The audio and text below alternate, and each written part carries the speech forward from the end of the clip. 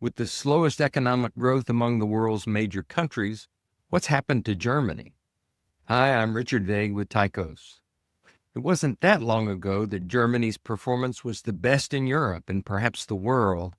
And in 2013, when UK Prime Minister Tony Blair asked revered German Chancellor Angela Merkel for the secret to Germany's economic success, she responded, quote, "Mr. Blair, we still make things," end quote. Now Germany is one of Europe's economic laggards, perhaps even the laggard. Its government is in upheaval with the ultra-right AfD ascendant in its Bundestag. As Europe's largest economy, one result of Germany's underperformance is that Europe as a whole is now underperforming, with seemingly every country scrambling to deal with soft growth and internal political turbulence, while at the same time dealing with the unexpected military threat of Russia. Let's look quickly at Germany's underperformance, explain the cause, and then talk about what it's trying to do now. Here we see Germany's GDP growth since 2019 compared to the US, France, and the UK. It now defines the bottom, and in fact, in its most recent quarter, it was negative, portending a possible recession. Economic growth is simply spending growth. As you recall from your textbooks, the measure of economic growth is private sector growth plus government sector growth plus or minus net exports. Yes, when a government builds a bridge or a highway, that increases GDP. Since spending growth comes from debt growth, we can also measure GDP growth by adding together private debt growth and government debt growth as related to spending that goes towards GDP among government expenses, to be clear, plus the improvement or decline in the trade balance. Stepping back, strong business debt growth in any country means that businesses there see opportunity and as a result are making a debt-financed investment in growth and expansion. It further means that lenders also see that opportunity and therefore willing to lend to support it. This type of growth opportunity usually comes from a product breakthrough or competitive advantage or a market opening. Slower lending growth means the opposite. As you see here, Germany's private debt growth has been a consistent laggard, and Germany's subpar economic growth is a function of this. Now let's look at government debt growth. Again, Germany lags the pack. I know we've all been trained to think of government debt growth as this terrible thing, and it can be, but government investment in roads or bridges or things of that sort are GDP growth. So what we see here is underinvestment by government. Finally, look at net export growth. Germany has been the champion among Western economies in this category over time, but now its export surplus is shrinking, which negatively impacts its GDP growth. So that's a triple whammy: slower private sector spending, slower government spending, and declining net exports. What's underneath this? Two big factors: energy import dependence and export overdependence.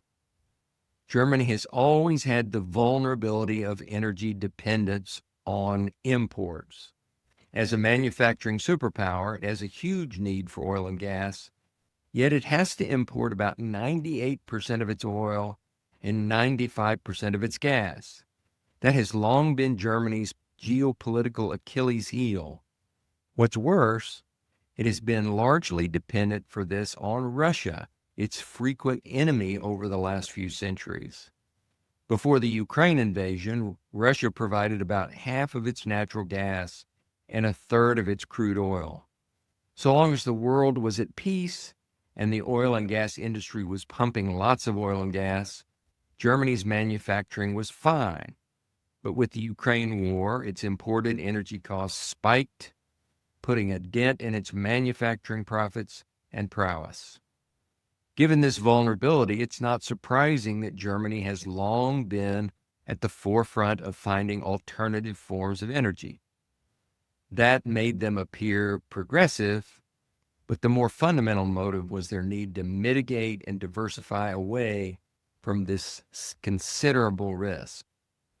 Secondly, Germany has become heavily dependent on exports.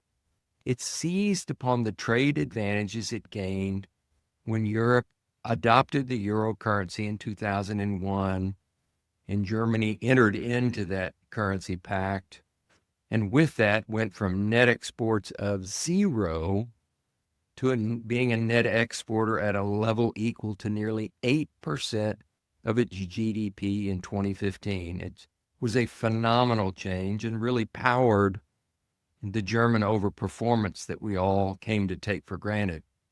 And that's a wonderful outcome as long as the world is at peace and free trade abounds. Obviously, that's not the situation we now find ourselves in. Its net export surplus has plummeted, in large part because of the rising cost of the oil and gas it imports. Germany's woes here are compounded by the fact that one of its largest export market for its manufactured goods has become China, and China's economy is now slowing down. If you live by net exports, I guess you are vulnerable to dying by net exports. There's another major factor impacting its ability to manage its economy, one that has gridlocked its government. It's an issue partly stemming from something that America and Britain are all too familiar with: large-scale immigration. In 2015, Angela Merkel's government let in 2 million, primarily Syrian and Romanian immigrants.